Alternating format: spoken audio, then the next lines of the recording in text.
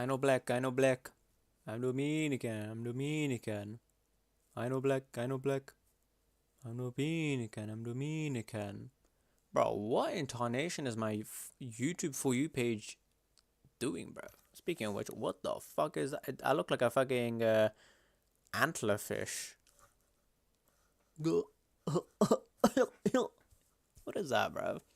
Took a shower. I had a shower. Just what the frick is? Bro, I look like an antlerfish. What the frick? Oh my god. Oh my. Oh my god. Oh my god. What is that? Oh my god. What is that? Oh my god. Jesus Christ.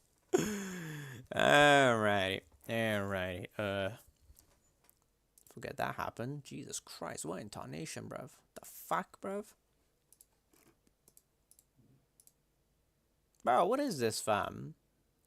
Oh, it's the Chud the motherfucker. The brother who shot the other motherfucker and type shit, fam. Okay, what the fuck? But I haven't seen an anime AMVs in a very, very long time.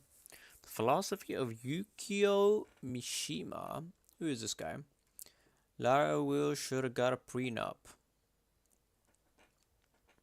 Oh shit, he got a divorce? Oh man. That's tough, bruv. I broke no contact after 10 weeks. She said she never knew me. Damn, that's tough. 300 million scam. Is this like a hey, okay, listen, I'm not one to be one of those guys, right? But I'm just saying, right? Just from the looks of it alone, is this a Jewish thing? Is this about those people? Those Jews? No, I'm just saying. I'm just asking. I don't like people who wear tiny hats. Chinese? Oh, here's another one about the juice people. Very nice, very nice. 250 years? God damn, I didn't realize it was 250 years. Good lordy. Oh yeah, apparently there was a new Arcane Odyssey update. Too bad the game is still boring as shit. I'm sorry, bro. Most infamous series. My fat wife goes too sweet for this. Yeah, people are having fun in Tomodachi, what's it called? Tomodachi Life? Personal Vox Machina. Vox Machina. I thought it was called Machinima. Interesting. Prime T-Rex. Holy, what kind of game is this, bruv? Spamming vocabulary words in voice chat again. Holy moly, is that Pink Man? God damn. You're a crumb. I'm a crumb, bro. You're fat. I'm fat? Yeah. Step on the scale. You're 145, victim weight. Think about this. You're 145. One man can pin you down. What can two men do? Damn. What are you talking about, bro? Just think about it. You want to see what two Asian men can do to you? Yo, I got I'm going to say the most racist in the world. Bro, we can find out, though. Find out what? What he said. Now? What two Asian men do to me? I'm not going to lie, me by myself. You up and fight. You could not, Jay. I like to see the fact that... What? What? Uh-oh, they're play fighting. They're play fighting. Give him a wedgie. Give him an oil change. Should have gave him an oil change, man. What are we doing right now, bruv? Come on, man. My God-given gift was that people are attracted to me. People just... What the fuck? Huh? Huh? The fuck did this guy just say? What? Huh? naturally gravitate towards me. My circle of influence started growing. So natural. Today we're investigating one of the hardest cases in my career. A $300 million private equity company called Goliath Ventures, where the CEO was taking private planes, buying Rolls Royces, expensive mansions, while claiming that the whole thing was audited back to 115%. They even took retiree money. I mean, what could go wrong? And when I was called to investigate them 6 months ago, I really had no idea what I was stepping into. Little did I know, this would be one of the toughest cases in my career. Oh shit, he has a freaking intro. That's so sick, bro. Holy moly. Exposing the gambling epidemic. So the first time I ever heard of Goliath was actually from another journalist. My name is Danny Dick, and I've been investigating. Can I just watch like halfway through? They could legally get. And from the testimonials on their website, it sounds like they did that. We would meet yearly, and usually every time I came in, it was a pleasant surprise. You know, the accounts going up, or they would find new accounts out there that I could transfer funds from one account to another and make up bonus money. So there was those kind of surprises, but and there was a lot of them. So yeah. Is this not completely insane? They were hunting down retirement accounts to add to Goliath, and the same guy running the retirement money is auditing Goliath and saying it's back to 115%. Now, at this point, I finished my whistleblower report, and I sent it off to the DOJ program on October 24th, 2025. And I'm nervous, because even on the best days, it's an uncertain thing, it takes forever, but I know that Chris Delgado is very well connected. I discovered he's donated to key figures. He went to the White House. And guess who we met? FBI Director Kash Patel. I knew he looked like so. I knew it. Bro, it's the freaking nose. When I looked at him, I thought he kind of looks familiar. But I can't pinpoint my cock on it. I mean, my finger on it. It's so weird. I freaking knew it. Hey, am I not streaming, bruv? Am I not streaming on, what the fuck? Hello? Yeah, I am streaming. The fuck? Where's my mobile? Hello? T-Mobile? What the fuck, man? Create a dashboard. Stream manager. That's weird. It wasn't popping up. That was weird. But anyway, like I was saying, I knew he looked familiar. It's the freaking nose. Oh my god. These guys are related, bruv. You are so fucked. Why did it have to be Kash? I mean, of all the people, the one guy I've been talking about for months about Epstein, you don't think he actually saw those videos, right? Copy. It's a side channel. Nobody cares about the Epstein files. Some of these videos have like a few thousand views. A million views, yeah. Yeah, you're fine. Don't worry about it. Okay. Well, if you think so, I mean, I'll trust you. Because it actually gets worse now. I mean, the worst part is that it doesn't stop there. He kind of, said that he might have Kash Patel in his pocket. I have heard statements from Chris where he reckons that he's got Kash Patel in the bag. What does that mean? That means that he thinks that if he gets on the ship, that he's got Kash Patel. You just have to imagine my morale on this case. What? It's at an all-time low at this point. I mean, let's look at the facts. Chris has retiree money. Supposedly, he claims he has Kash Patel. And what do we got? Well, Danny is getting sued What by do you mean Chris. He has Kash Patel? Like a freaking Pokemon? What does that mean? I'm being sued in a separate case. I'm trying not to go broke. And I'm thinking, we can't do this. This case is literally David versus Goliath. The deck is stacked, except instead of David, we have Danny. And instead of Goliath as a giant, he has frosted tips and a few $100 million. Or at least we thought he had a few $100 million. We weren't exactly sure. I mean, soon we learned he probably wasn't as liquid as we thought. Ponzi schemes have a way of doing that to you. We heard from numerous sources that some people won't get paid in November, and then later on we found out that it went back to October, that people had actually started missing their dividends. So this is honestly the nightmare scenario that we're always trying to avoid. Because when payments freeze, this is when it starts to hit the retirees, the investors, the hardest. They start to panic. They genuinely thought this thing was audited, backed, and they were told that. And then they're scared to talk now too because Danny is getting sued. So at this point, it's November 2025, and I feel like I don't know what to do. So I just reach out to Chris Delgado. I don't know if I just realized, what the fuck is Charlie even yapping about? I killed a man on his birthday. Let me guess, on freaking Modern Warfare? The fuck are you talking about, bruv? do a story, but I demand to see the BlackLock audit details. Chris responds, he can't show me because he says that auditor is a witness in his case versus Danny. I ask how much money Goliath manages. Chris responds, hundreds of millions. Finally, I address the delayed payments. Chris claims he had to freeze the funds for a full forensic audit, and then says that they're actually going to be resuming. The next payments would come December 15th. I was kind of surprised because that was only in a month that we'd find out the truth. Unfortunately, I later learned this is also what the investors were told. I think that was just pulled out of his ass to make sure he would be able to Which we had people inside the event who had got through. Play more Brawlhalla. Can't lie, every time I play that, even just for a quick 1v1 session, bro, I remember why exactly I stopped playing the game. Oof. Oof. Listen, I'll tell you this, Skurva, okay? I can't be bothered. I can't be bothered, okay? I'm just saying, I can't be bothered, right? Like, listen, me personally, I'm trying to find the one game. Jesus Christ, do you see that, bruv? Like an antlerfish. As I was saying, but yeah, listen, I'm trying to find that one game that will replace Brawlhalla, you know? That one game that will replace the hole in my cock. I mean, the hole in my heart, okay? So, you listen, I'm not going to play Brawlhalla, right? I might play like a few 1v1 sessions, all that shebang, but that's it, right? So, you know what? I'll take suggestions for games to play that will replace Brawlhalla. Security and was filming the inside of this event with Jason Derulo. This was like a big. Oh, that's Jason Derulo. Jason Derulo. Who's that? Beyonce? It was just over the top. The people that we had in the event were telling us that there was no Goliath expense. Ventures. Meanwhile, all money was sorry. Was that just over the prawns? top. The people that we had in the event were telling us that there was no expense. That look. Oh yeah, that looks like prawns. Yeah, prawn and cocktails. Prawn cocktails. The only time I've had a prawn cocktails is the crisps. They're a bit funky, I will say. I think shrimp in general is a bit funky. Meanwhile, all money was. I actually love shrimp. Shrimp, bro. My mother makes the nicest sweet and spicy shrimp. It's so like savory and just so good. I think it was on the 12th of maybe the 10th of December, and then Christmas. Listen, these guys are so. These scammers are so rich. They got Jason Derulo.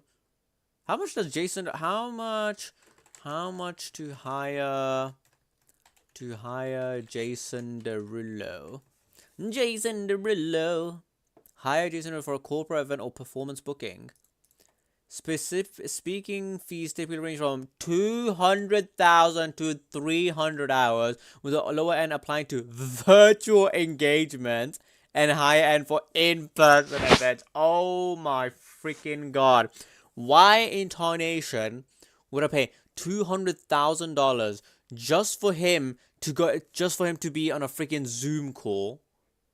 Like, bro, I can use fucking YouTube, bruv. What are we talking about? Bro, I have ad block. I can just put on a freaking Jason Derulo song on YouTube. Or Spotify if you want to be fancy. And just do that. Range from 125 to 500,000. Current as offer starting out 300,000. Some agents list a minimum range of 3 to 4. Oh my god. Holy fuck. Clients are typically responsible for travel communication. Oh my god. That is ridiculous. Whoo, fam. On making $75,000 per TikTok. Oh my god, this guy is... Hey, you know what? Fair play to him. I underestimated how famous this brother actually is. Fair play to you, Jason Derulo. Hey, you got that. Hey, you're him, bro. You're him. Took off back to Dubai on the 15th of December. And that was disgusting at that time. So right before payments are supposed to come out, they have this big $5 million party with Jason Derulo. Investors are feeling good. And of course, the 15th arrives. Nobody gets paid. And I don't know what to do. I feel terrible for people, but at the same time, nobody's talking. There's still this threat of a lawsuit. And I've contacted at least probably 100 people for this story at this point. In Goliath, or knew about Goliath. And basically, almost all of them are terrified or embarrassed. And at this point, I'm wondering, if I can't get people on the record, how else can I establish from 99.9% to 100% that this thing is just fully fake? And that's when I did some more digging. Specifically, I wanted to focus on a certain map I had seen. This is a map of Goliath Ventures. What the fuck is this? In my whistleblower report, and it basically explained how they claimed the money would be sent around. Basically, people were wiring money into Goliath that goes to Coinbase. Eventually, that's sent to Uniswap for liquidity pools, which then they paid people out of. And I realized, if this was on the blockchain, we should be able to see proof of this, like trace it back to these supposed liquidity pools. But where do we start? Well, I had some victims' crypto payout wallets that I decided to use. I traced them backwards through the payments because, in theory, bro, this animation is actually kind of sick, bro. I imagine this guy spends thousands of dollars just on animation alone. This is kind of sick, actually. I would like it to be a bit more simpler. It doesn't have to be this fucking intense, bro. Like, next thing you know, he's gonna make a freaking anime, bro. Goliath is really using those liquidity pools. I should see payouts coming from wallets connected to them, right? Eventually, after I had done that, what did I find? There are no liquidity pools in this scheme. Well, there was a tiny little bit. What I found was a little over $20,000. But almost all of the money, tens of millions of dollars, was going straight from Coinbase to pay out old investors. And Goliath says themselves, the Coinbase money, where's it coming from? New investors. So putting this together, new money goes to Coinbase, which pays out old money. And it was at this point I excitedly brought my results to Danny to see what he thought. There's no incoming money. Where do they have it? So that's a graphical Ponzi scheme. This is brilliant. So that's fantastic. So that's great. I mean, this is everything they've said has just been just undone very simply, which is it's actually quite disturbing. That. Why do you say that? Well, they've just lied to everybody. They've just said that they were doing something, and we've been. I'm not. What? The $100 million fake company has lied to his own people? No, it can't be. Come on, Danny. Come on. You gotta give me more than that. Come on. And all of a sudden, they've been telling everyone they've been doing pancake swaps. And somebody told me to say, oh, well, it doesn't make enough money to do the type of liquidity they are doing. And here we are. We've just got a graph in front of us here where it just shows there's no trading. It's a straight Ponzi scheme right here. By now, I had all the pieces. I had the pitch, I had the proof, I had the Ponzi. I had done my best to report this thing, but people are not being paid at this point, and I don't care anymore. I mean, I'm going to go public. Whether I get sued or not, I've done my best to do all the due diligence I can. And so it was at this point, I start writing the story. And right as I do, right before I filmed it, the craziest thing happened. Orange County man charged with running a multi-million-dollar Ponzi scheme posted $1 million bond earlier today. That's him! That's the hit. That's him! He's what? Oh my god. Where's Jason Derulo? Can you hire Jason Derulo as your lawyer? He just starts singing to the judge. Jason Derulo, he didn't do it. Please let him free. He's innocent. Justice Department says Christopher Delgado stole more than $328 million, but instead of investing what's it up, man? he pocketed the money. And only we were there to ask him about it as he left the federal courthouse. Mr. Delgado, West 2 Investigates. Can we talk to you about the charge against you? West 2 News was the only news organization outside the federal courthouse as Christopher Delgado left the building. And Ankle How is he just by himself? Does he not have like any like goons like next to it? You think $100 million, right? You think he would have like one or two, a right-hand man or like a left-hand man, to just try and jack him off? I don't know. I'm just saying, I don't know. With that much money, you could do a lot, man. Stalled to track his whereabouts pending trial. You can contact victims. Meanwhile, Delgado left the federal courthouse Wednesday in a Rolls Royce. Oh shit! That is. Oh my god. You cannot imagine my shock when I saw this. Absolute Christopher cinema. Delgado was charged with running a $328 million Ponzi scheme. 320. And almost better than that, immediately afterwards, I found out that the lawsuit against Danny got dropped in full. And this is where I really have to say, I have no clue, honestly, how much or little of my Oh, whistleblower... Danny is the guy that's working with CoffeeZilla. Oh shit. Oh, that's insane. Wow, bro, that's scary. Hey, imagine one day I'm just getting sued by like a $100 million company. The fuck am I gonna do, bruv?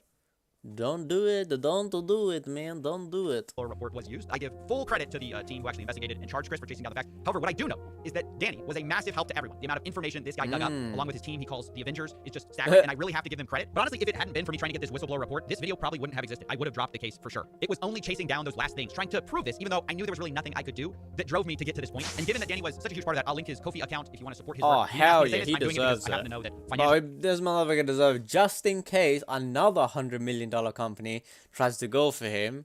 In that case, he saved up enough money to, you know, get some lawyers type shit. He's not doing amazing. Let's just say investigative journalism, when you're being sued, is not very easy, and you need lots of support. But honestly, this whole thing felt surreal, and I knew Danny had to be my first call when I heard the news. Danny the heck, we finally got the news that Chris Delgado got arrested today. He was the first person I had to call. What was that like emotionally? Well, I didn't absorb the information. It was just like, it was just ridiculous. I did have a lot of interesting parts because I was talking to Homeland Security at the same time, and they didn't know he'd been arrested, or that they couldn't provide me any information about the arrest. And I said, well, I've got the document here. Because he rang me because I gave him the actual court filings, and he said, we haven't got that yet. How did you get it? I said, I could tell you, but I'd have to shoot you. It's unbelievable. I'm shocked. They never moved this fast. Oh, Danny. Slap on my cock, I mean my knee. Oh, Danny. Oh, even in the face of absolute danger, you're still an absolute cracker. So John, who heads the investigation, said he's been investigating for 20 years, and he said this is the fastest that they've ever got an indictment done. It always takes, Danny, let me tell you, it always takes years. Even I was just interviewing you a moment ago, and we were both talking, this is never going to happen. Honestly, when I found out, I just burst into tears, mate, I'll tell you. Even when I got back to New Zealand, my partner was taking a photo of me walking through, and I just burst into tears. It's just actually like a ton of bricks, this sort of stuff. And even just before we talked to you today, I've just found another lady that's in Canada. 230,000, put $100,000 in, sold her house, put the proceeds. Who the hell is that? Who's that black guy? Oh, it's Kevin Hart. Now just realised it's a scam. That's like Nate Shaw, Kevin Hart, Drake. This affected so many lives. Is that Theo Vaughn? I'm so happy that he's getting charged, as he should. We don't even really want this sort of result. You know, it's not why we do it. It's actually just trying to make a difference. The power of our investigations is where I'm prideful of that. The team that I have of volunteers. True, I agree. I agree, Danny. Corrupt people should be condemned to the highest heavens and to the lowest of low hells.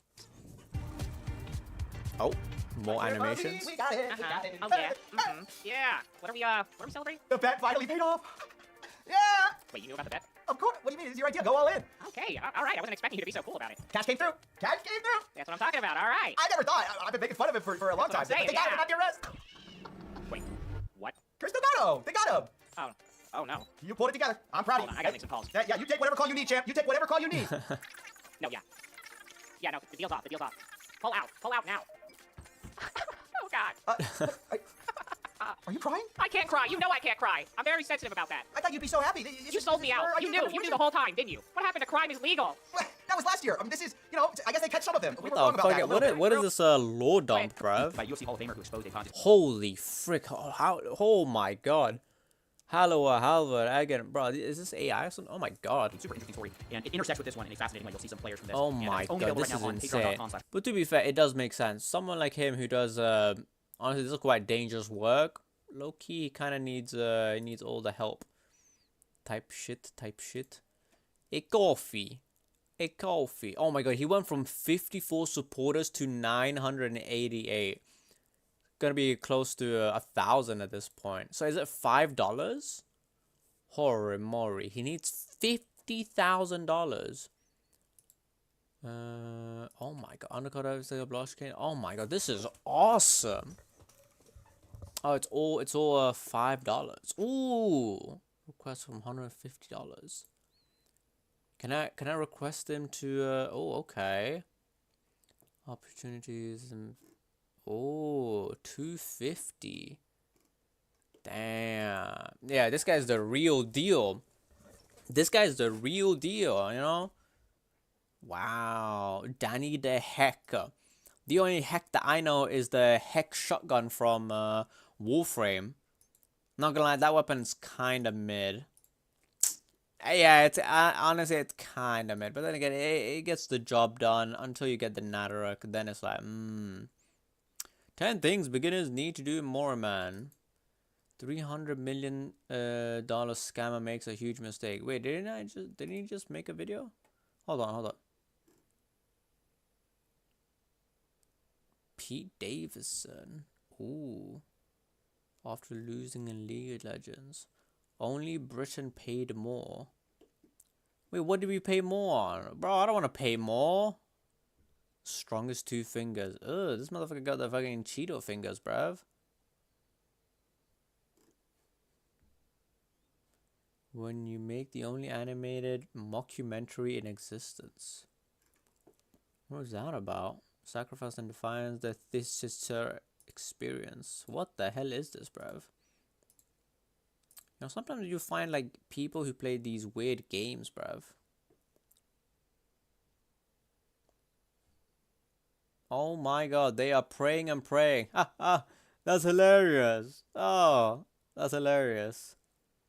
Martial artist leveling test. What's the deal with capital? Is this like is this a 40-minute video of a Is this a 40-minute video from a you know? Hello everyone, it's your favorite linen seller. And today is finally the day where I talk about Capital Volume 1. I finally finished reading it. It's so shit. Bless this guy, bro. Bless the guy. 3, the machine that took over Tekken. Is 3 like a AI or something? That's interesting. The Paradox of Chris Williamson. You should do a bookshelf tour. Yeah, man, you should do a house tour as well. The worst guy you know just made a big mistake. Recently, we exposed a $300 million scam called Goliath Ventures on CoffeeZilla just a couple days ago. And the CEO has just now decided to do a tell-all interview with a news company. Holy moly, Professor Zhang. Oh my god, it's Professor Zhang. World War III is about to begin. Let me explain. Okay, could you summarize? I don't want to watch the whole 2 hours and 11 minutes. I'll be completely honest with you. Yeah, I'm good. Why nobody can fix Britain? Nah, I'm sure Bob the Builder can do it, bruv. Is Bob the Builder British? I hope so. I hope so. It would be weird. It would be a bit weird to know that it wasn't British. I interviewed the Pokemon scalper that ruined our childhood. Yikes. Unlucky. He thought this was MTV Cribs. And here's the exact moment I knew I was in for something special. He agreed to speak with me without even telling his attorneys. He's speaking to the press without talking to his lawyers. I mean, I don't know if... Listen, I've never been in legal trouble. I've never been summoned to a court, right? And even I know you're not supposed to do that. Buddy, what are we doing? Oh, it does not matter how much money you have. No amount of money can, you know, maybe if you do like a brain transplant, but Jesus Christ, man. Do you guys think there's like drugs or like peptides to make you smarter? I hope so, because some of these rich motherfuckers are dumb as bricks, bruv. If you know this, but that is the shortcut to giving your defense attorney a heart attack. He told me he knows he is going to prison for a long time. Look, yes, he's definitely going to jail regardless. Okay. But this gives the prosecutors a slam dunk case, and it's going to make the options for a plea agreement, you know, in my view, way harder. So the obvious question is, why do this? It's pretty clear once you start watching the interview. He thinks he's going to convince everyone that he was just kind of a guy with good intentions. Are you ready to take responsibility? That was the whole point of this, was not only to show people and to tell people, you know, from beginning to end what had happened, but to allow me to... What happened to his frosted tips? He looks normal now. Oh, man. Is that what happens when you lose a $300 million business? So okay, so the cutoff point is from 0 to 320 million, you have normal hair, normal black hair, right? But after that, after you get over that, boom, you instantly spawn in with frosted tips. Oh, and then Jason Derulo, of course.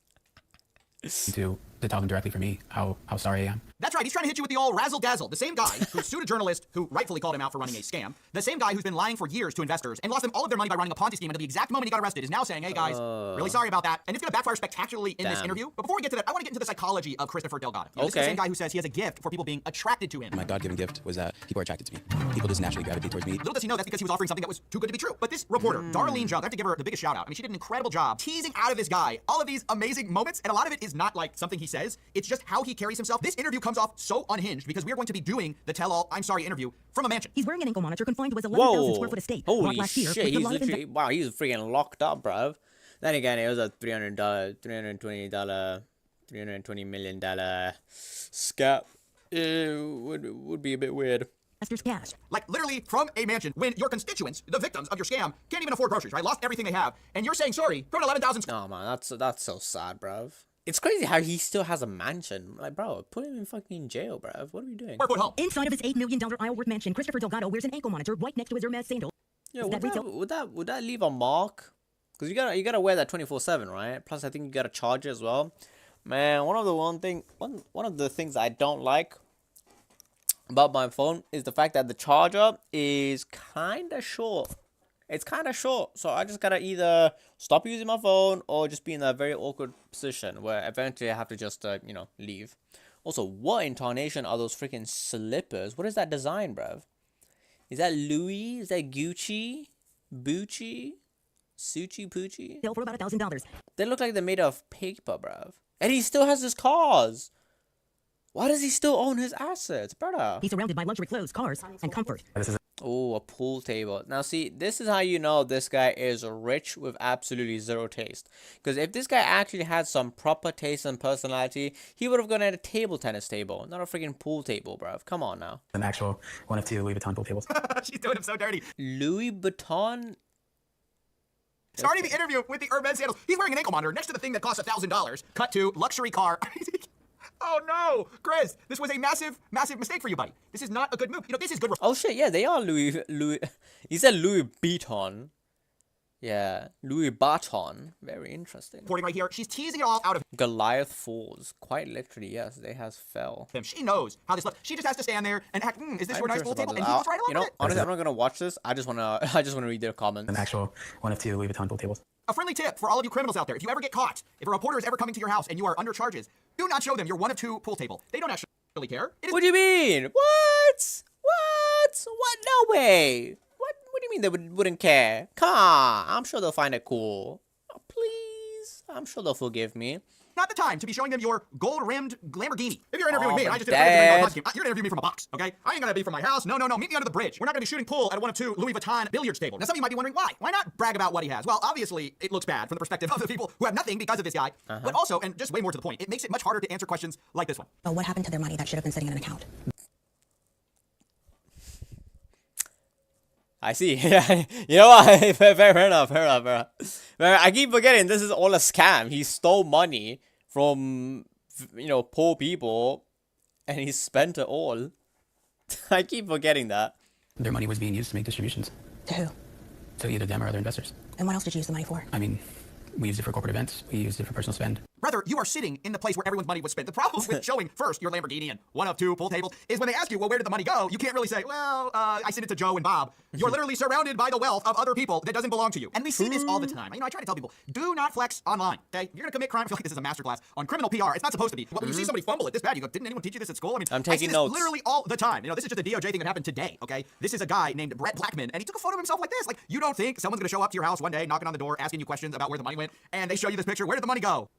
You have no way out. I mean, where did the 11,000 square foot mansion you're sitting in that moment come from? Who thought of doing this here? And the answer I really think is Chris. Something that makes him so unlikable from the second he got arrested was that he continued this frame of like, I'm super rich. I mean, when he left the courthouse, originally when he gets arrested, right, this is the big moment, Mr. I'm so sorry, he leaves the courthouse in a Rolls Royce. So he's been doing this, I'm a high roller from the get-go. So although I think this reporter did a good job of highlighting the ridiculous contrast between Chris Delgado's actions, what he was doing versus his words, I do think this is just inherent to Chris's own psychology, wanting to still be a top, you know, wealth guy. I now want to zoom in on one of his top dog, a top alpha. So top, he's trying to be an omega. Or whatever. Core claims in all of this. He says that, you know, oh, it just happened to be a Ponzi scheme. I didn't really intend it to be a Ponzi scheme. You hear this a lot from scammers and fraudsters. They say, look, I meant well. I just lied and stole and cheated along the way. We had so much inflow coming in, and we knew that we had the cash to cover, and we knew once our product launched that we could right or wrong, and no one would ever. What was the product anyway? The product was just money. Was it actually a product? I don't know. I don't even think it was a product. I think it was just a classic case of just they just made money with other people's money. That's it. No. The very definition of what you just described is a Ponzi scheme. But I also think a Ponzi scheme has intent. But like, I know I did a Ponzi scheme, but like, I didn't mean to. Knowingly raising money, knowingly building it as a fraud. That's what everyone's missing here. No, it's not actually what we are missing. As you've seen from our own report, Christopher Delgado was already previously involved in a Ponzi scheme. He claims that, I was just going to launch my product any day now. I had to just do these Ponzi tactics on the way. When you lie about actually having a working product, when you don't put stuff in liquidity pools, when you say you are putting it in liquidity pools, that is fraud. I mean, you intentionally deceived people. Nobody is going to feel bad for you, but especially nobody's going to feel bad for you, thankfully, because you are out of touch. You are arrogantly parading around your wealth that literally does not belong to you. Bro, he was chilling with Jason Derulo. That better cost 500,000 buckaroos. I literally checked for in-person events. 500,000, bro. Oh my god. You know the worst part is he spent apparently he spent 5 million on that specific party as well. Holy moly. It belongs to the victims who enabled your lifestyle for so long while you said, I had great intentions, I was going to turn it around one day. For now, he will just steal your money. So I think this was a huge exposing of himself and the delusion of a guy who was chasing money at all costs, who ultimately does not have a lot of empathy for the victims here. If he did, you're not... You know what the funny thing is? This guy, if you saw this guy walking on the streets, you would never think this guy could do such a heinous thing. You think, this guy, you just, some random Mexican. You want some takis? You want some taquitos? Enchiladas? No? Okay, alright. You want to get frosted tips? Okay, cool.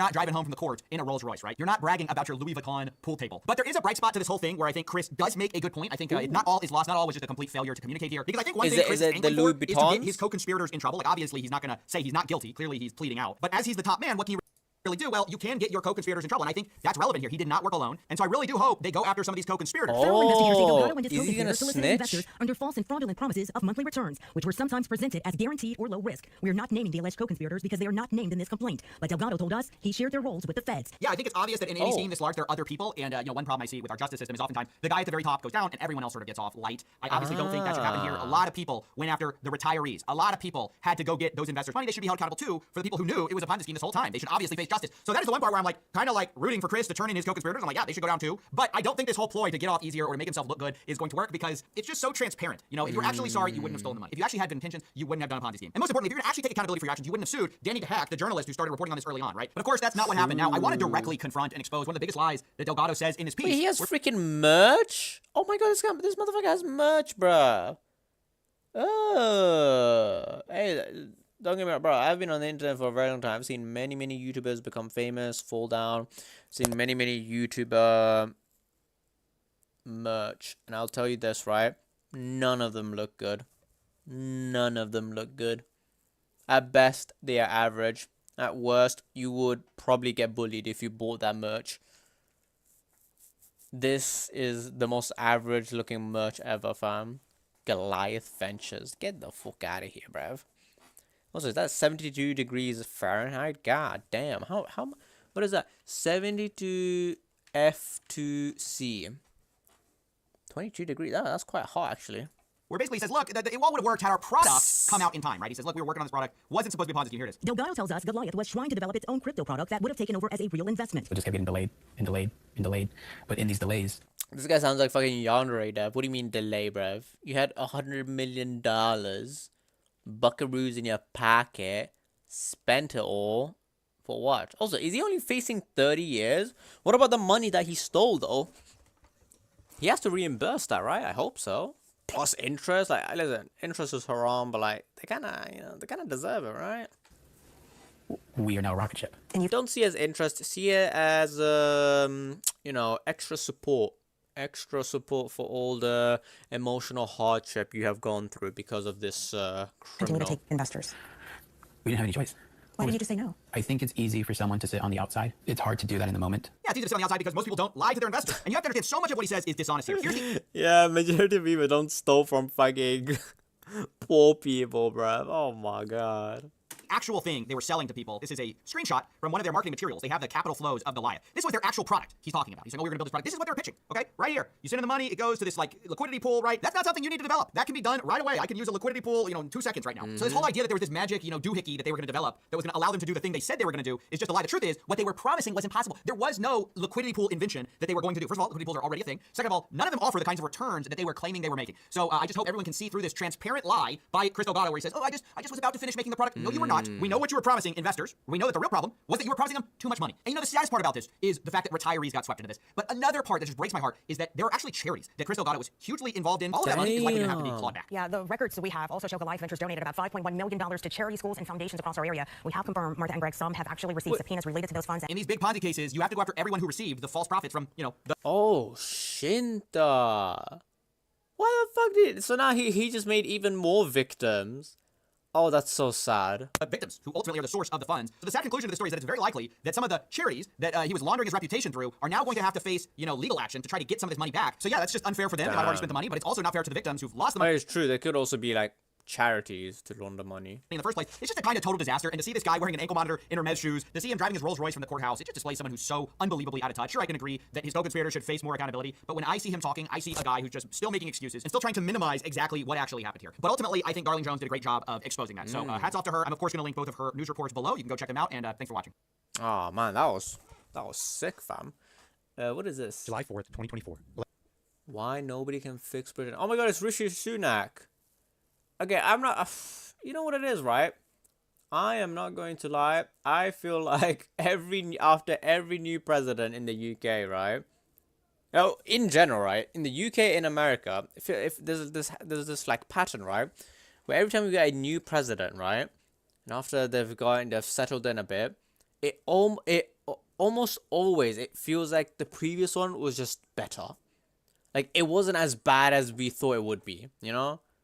Like, oh yeah, Rishi Sunak, he's brown, he's you know, he's not doing a good job, right? And then we got this guy, we got this fucking tosser, fucking Keir Starmer, and now we're looking back like, oh, you know what? Maybe Rishi wasn't that bad. Maybe I do like a bit of a cheeky tikka masala, you know? Cheeky tikka masala. Yeah. UK citizens are fed up. Damn, the free press. Lstream LLLLI.696969 banana nana nana LL malaka Chinese for emptiness or sky emoji, newbie symbol emoji, 6969. Well, you know, it is... Whoa, how porn became the American dream. Hot dog. Whoa. Oh my god, what the frick? Anyway, guys, focus. Anyway, fucking useless Starmer ensuing common speech as PM fears Labour plot. Yikes. You know, it's bad when even the ladies are starting to, you know, even the ladies are starting to... Yikes, I don't know. Yeah, I don't know. Starmer is just, you know, he's kind of in the gutter. Is it bowl cut stream already? Is a bowl cut stream already? Oh my god, oh my god. No, there's gonna be no bowl cut stream. I'm gonna be, my leg. I will say though, one thing I did do today is I bought football shoes specifically for AstroTurf. So next time I go football, I will be better prepared. I'll be able to kick the ball a bit more freely without any concern of my toes. Because I will tell you this, my toes kind of hurt. Yeah. This is how you get a painter. One of my favorite painters were Austrian. Don't know if you guys know that. British people have an astonishing ability to replace a prime minister and then get an even worse one elected. That's what I'm saying. Can you do my computer networks project in Greek while I slack off? I'm bored AF. Sure, I can easily do it. I'm a master computer genius penis. Especially in Greek, you know. So I'll tell you this: English isn't my first language. So so if you told me to do your homework in English, I wouldn't have been able to do it. But in any other language, I can do it. Just send it on Discord. I got you, bro. Leaves the EU to have less regulation. Impose a new regulation. What is the strategy called? Smiling while firing a Panzerfaust into your foot. What's a Panzerfaust? Can you do it in Cantonese? Fuck no. Okay, maybe not Cantonese. Let's not do Cantonese, okay? Cantonese is mid. Mandarin. Okay, that's it. Mandarin, take it or leave it, okay? What the fuck is a Panzerfaust? Oh, yeah, classic. Fucking RPG. Oh, man. British humor. managed decline, 14 years of conservative rule, highest 14 years of immigration. What would they consider?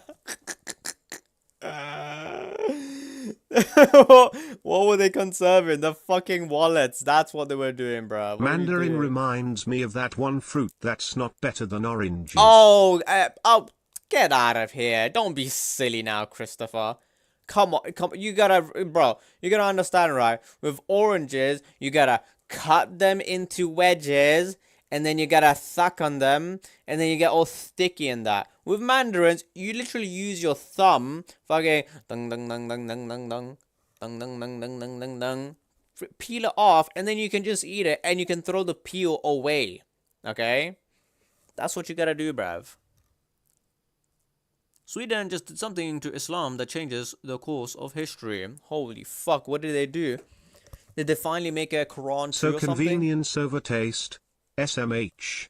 But the taste is good though. The taste is better as well. That's the thing. Well, the taste is basically the same in terms of quality. That's why mandarins are superior. But I love mandarins anyway. Even the tastes are great. Actually, no, the taste of mandarins is way better than oranges. What are we talking about, eh? Geico ChatGPT usage and measure. Orange has a color after is. What does Mandarin have? Orange has a color after is. What does Mandarin have? A freaking country, bro. A straight up country. How the Green Party could destroy Britain's economy in one term. Oh shit. Do you wanna find out? Oh, but the problem is I already voted, bruv. I'll be completely honest with you guys. I did vote, but I have no idea who I voted for. It's a country bit hard is to named say. China, not Mandarin. Country is named China, not Mandarin. Oh yeah, so why do they speak Mandarin, not Chinese? The UK blew up its industrial base and fell back on financial services. London thrived because that's where all the bankers and financial gurus live. The UK's other cities like Brum and Manchester stagnated. You can't have a large thriving country in which only one city gets all the talent and investment. Well, why not, bruv? Why not? My bond in the NHS waiting list for 10 plus years. Jesus Christ, what is she waiting for? A fucking new Why body? does the UK speak English and not Ukish? Because the UK is called, you gotta understand, the UK is actually the United Kingdom. It's a bunch of countries. China is just China, right? So we got England, Northern and Southern Ireland, and Northern Wales, I believe. 1 second. Okay, England, Scotland, Wales, and Northern Ireland. Whoops, my bad. I was completely off. But yeah. So yeah, you can't really say UK-ish, can you? Because there's a bunch of countries, 4 countries in one. That's why it's called the United Kingdom. GB scared of 95%. Italy was 128% first time. Oh man, Italy. Don't even talk about Italy. Italy, I love Italy, but my god, bruv. Only go there for holidays, okay? Don't live there. I can promise you this. So anyway, waiting list for 10 plus years for like a new fucking body. What the hell are you talking about? She keeps getting pushed further and further away. I had a lung infection. They gave me 1 appointment. It still hurts when I breathe. Started when I was 5 years old. Blah, blah, blah, blah, blah, blah. My brother has autism and a bit of ADHD. Very bad sleep, so it makes it hard to concentrate in school. And it's crazy to think that Britain was the best when I was younger. Now I think it's the worst. Well, I don't know. I don't know what to tell you, man. Just don't get lung cancer. I don't know what to tell you, man. NHS was never good. The only reason why people glazed He has it... autism and HD. Like 1080p. From the sounds of it, it sounds like he only got 360p. He has very, very bad sleep. But yeah, like I said, I'll tell you this, right? The NHS was never good in terms of quality. Okay, the only reason why people glazed it was because it was free. It was free, okay? Right? But like, it was the quality was never good, okay? The only reason why you remember the good old days is because you were freaking younger and your back didn't hurt. Alright. Okay. The quality was never there. You just need to take off the rose-tinted Bring glasses. back the sexy Latina voice. I don't like spending points. Ah, classic, fam. I don't like spending points. I want everything for free. Mentality in every single sector. People meet the quotas and then it's no longer the problem. It's like my job is done, someone else is responsible. Now, working in a hospital and state of it just mirrors the country's mentality as a whole, just no efficiency. I mean, what can I do? What can you say, bro? It's like your work isn't getting rewarded. That's why. Nowadays, a lot of Brits are in California, Florida, and Nevada. Interesting. Said the man with a 69 TB pirated library of games. Hey! It's not 69 terabytes. 71. Okay, I've recently, man, oh man. Listen, I just love pirating games. It's the fucking best, bruv. Being able to play games with no money spent, no, like, because every time I spend money on games, right, and then I just stop playing it, it physically hurts me.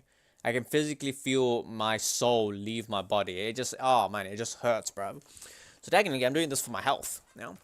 Blew up the manufacturing base under Thatcher. It's the same reason I like TTS without spending points. See my point? Rules for thee, but not for me. This is my stream, my rules, okay? Understand? Same way how it's my wallet, my rules, okay? With my wallet, I summon Dark Magician Pirate, and I will pirate your entire Steam library for absolutely free. Except multiplayer games, especially multiplayer PvP games. So, yeah. Okay, so there's a difference. Okay, I understand where you're coming from, but I don't give a shit. Okay. Had crazy immigration under Blair. Who's Blair? Who's Blair? Hold on. UK Prime Minister Blair. Tony Blair. What? From 1997 to 2007? Jesus Christ, what? Wait, what? He served 10 years? Are you allowed to do that? What? New Labour, introduce minimum wage, Human Rights Act, devolve government, broker, strongest supported, US-led war committing British forces to invasion. Oh my god, bro. Motherfucker made the fucking Human Rights Act and still went to war in fucking Iraq and Afghanistan. Why, bro? That's hilarious, bro. What the fuck? Okay, bro. Did nothing to combat the above two under Tories. Scraper is on one party failed. It's that every party has failed across decades, across ideologies. At some point, you have to ask if it's a leadership problem or a structural one. I don't know. Honestly, I think everyone's just incompetent. That's it. Everyone's just incompetent, bro. It is what it is. Living costs the same or more than California, but makes less than a person in Mississippi is not sustainable. To be fair, Mississippi does sound like a place where you don't make a lot of money, so, ooh, yikes. Much lower than California. UK housing expensive, but so less than California. But food transportation is much more expensive in California, and healthcare is astronomically more expensive in California. Well, to be fair, healthcare is a lot more expensive in America in general, right? The quality is probably the same, maybe slightly better, but the astronomical price change is just humongous, right? Here in the UK, here in UK, right? Every little thing is cheaper than everywhere else. Like when was the last time you bought a game, Malaka? Oh, but literally, the last time I bought a game was literally Warhammer Darktide, the game that I forcibly refunded that got my account locked. That was the latest and last time I've bought a game, because I was like, you know what? I've been pirating games so many times. Let me buy a game. Let me buy a game. Let me actually support some devs. You know, let me be a moral higher man. Yeah. Oh, have mercy on me. I refunded it. It wasn't a fun game. The performance was dog shit, and yeah. Unfortunately, I went over the 3-hour limit, and time after time, right, I explained to Steam, right, listen, I'm never gonna play this game. Can you please give me a refund? And they kept saying no, right? Maybe it was automated. I don't know, right? So I just had to forcibly just, refund the thingy. They didn't give me a choice. I don't know what you want me to do, bro. So yeah. And then straight after that, and straight after that, I went straight back to pirating games. And you refunded from your bank instead of Steam support, huh? Yes, because Steam support did not allow me to a refund. Unfortunately, it was tough, fam. Actually, I was doing it for like a couple of days, man. It was infuriating, man. Like, god damn, bro, I'm not gonna play this shitty ass game, bro. Just give me my refund, bro. God damn. Why no one wants to live in the UK? Well, I don't really have a choice, unfortunately. So yeah. These politicians are selling the country in exchange for vote, in exchange for position. No, these politicians are selling the country for money. Money. And a bit of power, I guess. And a bit of power. Decolonization in action that ruined my country. Ooh. As a British person, we are so cooked. Oh, oh, oh, oh, oh. Dubbed.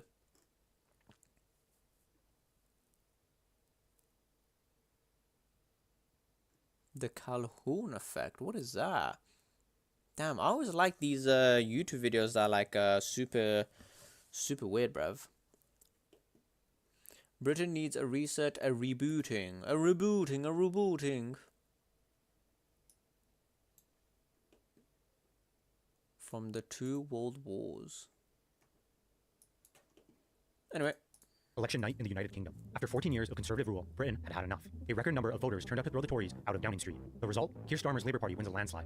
411 seats. The biggest Labour majority since 1997. Starmer had oh my god, that's the guy. That's Blair. Tony Blair. Holy frick. So it's not even like which party is good, right? It's like which party do you want to get fucked by? Which party do you want to get your ass rammed by, right? Because you're gonna get fucked regardless, right? You're gonna get mugged by whoever, right? It just depends on who exactly you want to get mugged by. Who do you want the perpetrator to be for your anus, right? That's what I've noticed, fam. Yo, get these freaking bots out of here, bro. It's been a while, but like, god damn, man. I do not want you out here, bro. Get out of here, bro. Get out of here, please. Thank you. Thank you. I generally get the impression that... Oh. Well, message. Change. Change begins now. Britain that works for everyone, not just the rich. Brits across the country were cautiously hopeful. They believed Labour would fix healthcare, bring down the cost of housing, and finally get the economy moving after... That's what I thought as well. I voted for Labour. Because I was seeing what they were saying, and I was like, okay, you know what? That sounds like a good deal. Especially for schools as well, right? They stated they would give out free school meals, period. That's what they said. For a lost decade. But fast forward to today, and that hope is gone. Yeah, bro. It's mad. It's mad. UK public debt has climbed to 95.6% of GDP, a level not seen since the early 1960s. Britain is projected to grow at the second slowest rate in the G7 at just 0.7%. More than 7.2 million people are stuck on any of the early 1960s. Britain is projected to grow at the second slowest rate in the... Oh my god, US is going quick though. The problem is, the US is just so big, right? There's just I feel like these numbers are just a bit inflated, but I don't know. I could be wrong, and this could be completely accurate. I don't know. That's just what I see from face value.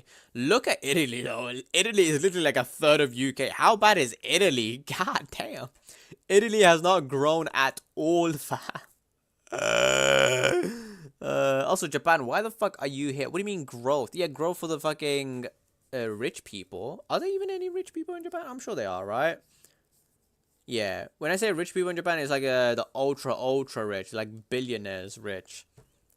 I don't think there's any millionaires in Japan. There's only billionaires and workers in Japan.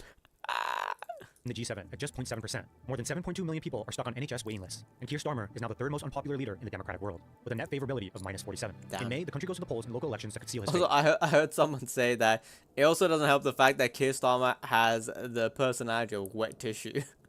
Which, fair enough, right? Like, everyone else had a... Oh my god, Boris Johnson, Rishi Sunak had passion, right? Boris Johnson was a lot... Oh my god, he was jokes, bruv.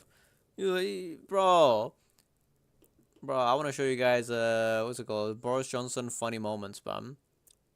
Why a bagpipe during the Muslim call to prayer? What's this? Okay, I mean, you can do whatever you want, bruv. Masterclass in manipulation. Anyway, as I was saying, Boris Johnson... ChatGPT? Funny moments. Funniest moments. Oh my god. This is from the Telegraph, bruv. Boris Johnson, the UK's new Prime Minister. Love him or hate him, you simply can't ignore him. Or hate him. You simply can't He was stuck on this line for like quite a while, actually. ignore him. As London Mayor, he became king of... You simply can't ignore him. See, what the? I forgot about that. As London Mayor, he became king of the photo op. Hey. Although he didn't always go without slip-ups. He became a leading advocate for Brexit, attempting to explain the evils of EU membership through the waving of different What's that food. fucking asparagus, bro? I actually gotta slow this down. I mean, this is freaking cinema, bro. Yo. Kipper. What the fuck is that? What is it? What is that, bruv? He has had his costs massively increased by Brussels bureaucrats who have insisted that each kipper must be accompanied by a plastic ice pillow. It turns out that probably isn't true, but it's Why is he wearing sausages? What the Okay. Alright. not the only big claim by Boris to come under scrutiny. You lied to the people of London in your Oh, get stuff. That figure represents accurately the gross sum that is But the sent. gross sum is meaningless. You've got the rebate, okay. you've got the public subsidy. So the Well, true there's- sum is 161 million, as best as anyone can get. Right. Which is not in itself to be sneezed at. He's often been accused... Which is not that bad, you know. From 350 to 161, it's not that bad. Why is he doing a marathon, of running bruv? from difficult questions. Oh, I thought he was running a marathon. Is he not running a marathon? I guess he was just running and then he got ambushed by people.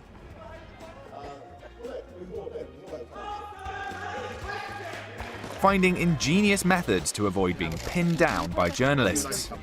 And of course, he's always played down his chances of becoming PM in the Would you like a cup of tea? past.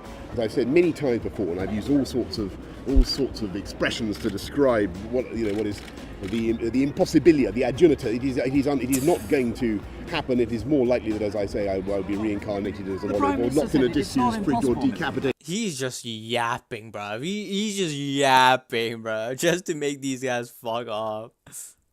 By a flying frisbee. He even ruled himself out of the last Tory leadership contest with this self-assessment. I have concluded that person cannot be me. But the Back Boris campaign has carried him all the way to number 10. This is going to be eventful. Man, I can't believe this was only 6 years ago. Jesus Christ, man.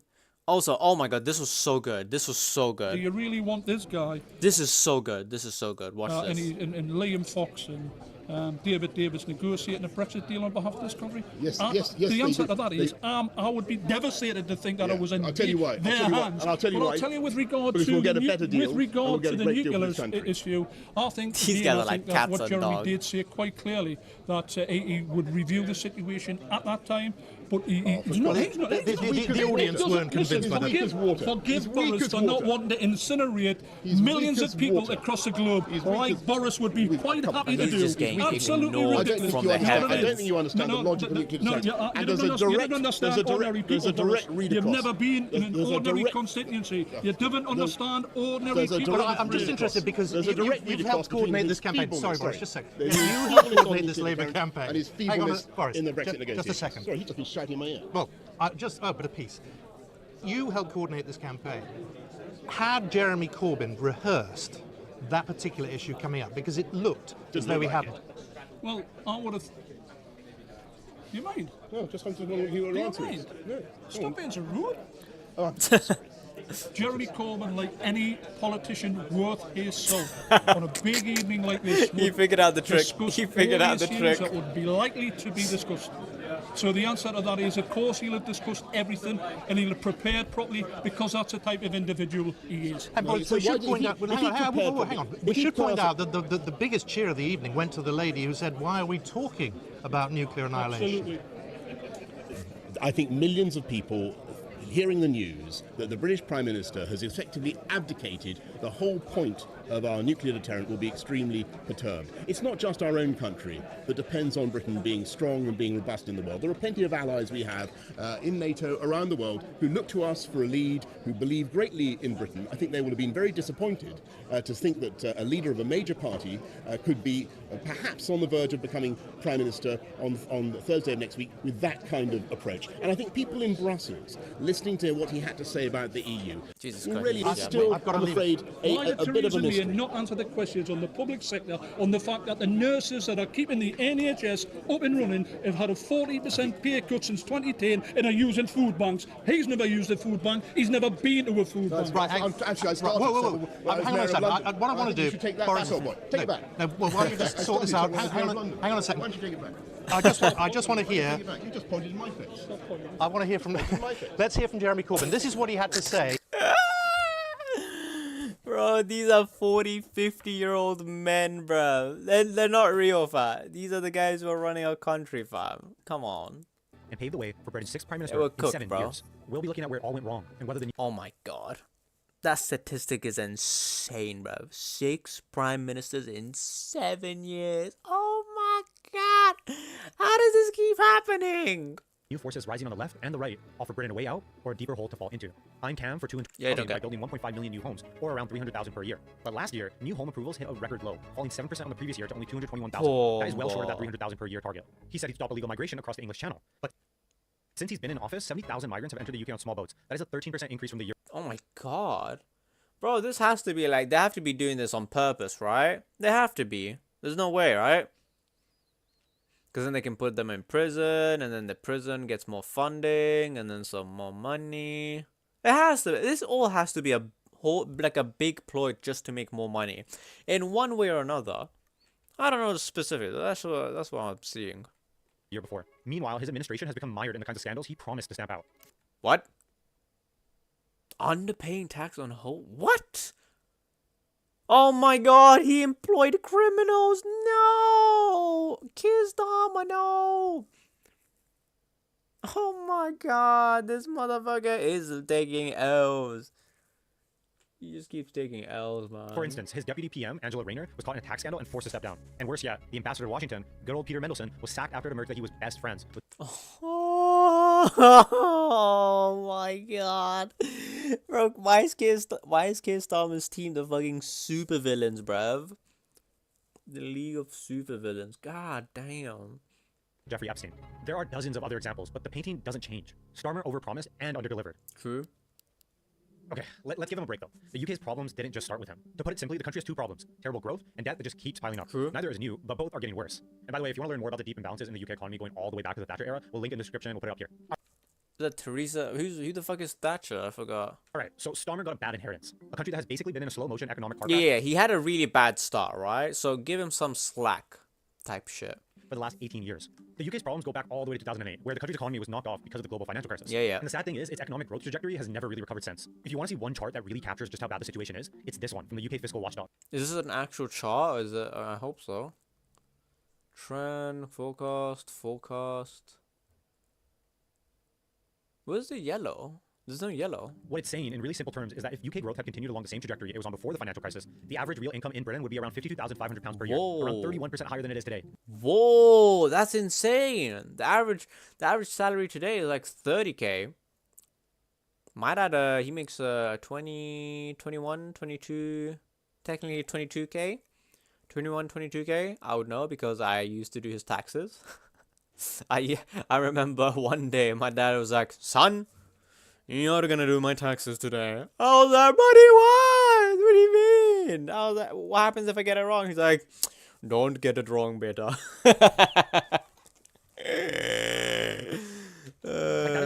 Bro, I hate being a fucking immigrant child to immigrant parents, man. So much responsibility in such a tiny body, bruv. Couldn't hack it. In statistic. But how did it get so bad? Well, the root of the problem is that UK productivity growth collapsed after the 2008 crisis and never recovered. Productivity? What does that mean? Like working? I don't get it. UK workers have consistently had less capital or stuff. What I mean by this is computers, machines, ChatGPT subscriptions, you name it. It all helps them to do their work and they've just had less of it. Huh. Why? Why do they have less capital? What that means is they produce less. Moreover, UK employees are working 4.1% more hours in 2024 than 2019, but only producing 3.6% more output, meaning they are working harder, but producing less per hour than before. I knew it! I knew it! The work, especially people in the, what's it called? Retail sector, not retail sector, but in the sector that deals with other human beings, other people, like nurses and stuff, like waiters and stuff like that. Their jobs, they have to work more for less. They're not getting rewarded for the hard work. That's what's happening. Yo, what's up, Stellan Peterson? How you doing, my friend? Peterson. Is that gonna be the next prime minister? Some brother called Peterson. The main reason for this is the UK barely invests in itself, even before the GFC. Why? Isn't that business 101? Once you make money from your business, you just reinvest it into yourself so that it keeps compounding again, so that you can cover costs, you can spend more to make more, and that just keeps compounding. That's literally business 101. Where's the money going to? Fucking Israel? I think we found the answer right there. What the frick? Okay. Okay. See, capital spending was far below peers, and there are two big policy failures behind it: austerity and good old Brexit. Let's break it down. So after the 2008 crisis, the government, then led by David Cameron and Chancellor George Osborne, oh man, I remember David Cameron. You know what? I will say, I don't know what the fuck David Cameron did, but you know, people know David Cameron type shit. To aggressively cut back government spending on public services and investment in a bid to try and reduce the fiscal deficit. Wait, what? Wait, hold on. Wait. Let me hear that again. David Cameron and Chancellor George Osborne chose to aggressively cut back government spending on public services and investment. Oh no! Bro, that is the equivalent. That is the equivalent of a freaking company cutting costs by just getting rid of the best employees, fam. What are we doing, fam? What are we doing? Why are we doing this, bruv? In a bid to try and reduce the fiscal deficit. This hugely controversial policy was called austerity, and it meant less spending on physical infrastructure, less spending on human skills, less spending on R&D to help the economy expand and modernize. Essentially, less spending on investing into the country. So that definitely slowed down growth. Yep, I can see why that would slow down growth tremendously if you just stop investing into yourself. For example, the IFS calculates that the Government Department for Business, Innovation and Skills saw its budget fall by around 8. Oh my god! CLG, local government, work and pensions, justice? Our justice system! No! Culture, media and sport. I mean, that's like whatever. Justice Department, Environment, Food and Rural Affairs, that's very important. Law Office of Department. Oh, I thought that said meme office. Business, Innovation and Skills. Yalla Mahmood. Also, the fuck is defense? What is this? Clash of Clans, bruv? What are we doing? 18% in real terms. Defending from what, bruv? 2010 and 2015. But in 2016, it got even worse. The UK voted to leave the European Union. This was a Brexit. Oh god, okay, yeah. Disaster for the UK economy, Oh, creating a so regulatory good. and policy black box that some economists believe reduced productivity by 3 to 4% by 2025 and overall GDP per capita by 6 to 8%. Now, many of you might be saying that maybe austerity may not be so bad if it succeeded in bringing government borrowing back under control. Nope. And for a few years, it did. Well, sort of. But these savings were wiped out almost immediately by the twin storm of the pandemic and then the energy price spike following the war.